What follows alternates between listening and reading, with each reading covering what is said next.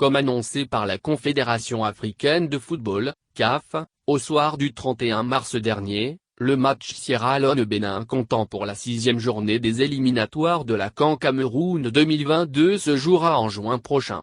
La commission d'appel de la CAF n'a pas tenu compte des preuves fournies par le Bénin pour justifier les manœuvres frauduleuses dont il a été victime.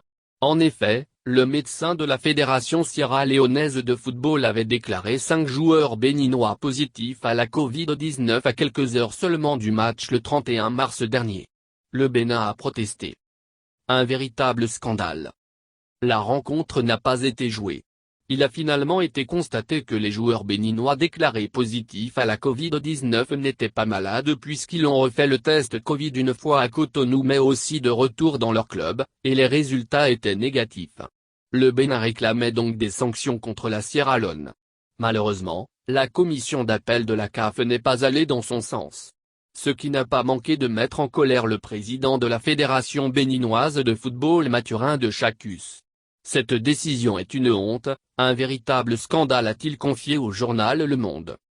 Le président de la Fédération béninoise de football envisage contester cette décision de la commission d'appel de la CAF devant le tribunal arbitral du sport, TA, dans les plus brefs délais. C'est du moins ce qu'il a dit au quotidien français.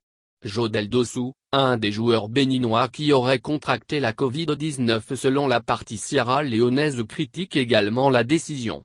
Pour lui, cela signifie que même si vous essayez de frauder et que vous vous faites prendre, vous ne risquez rien. Avec des décisions du genre, on encourage les tricheurs et on donne une très mauvaise image de l'Afrique, poursuit l'ailier de Clermont Foot.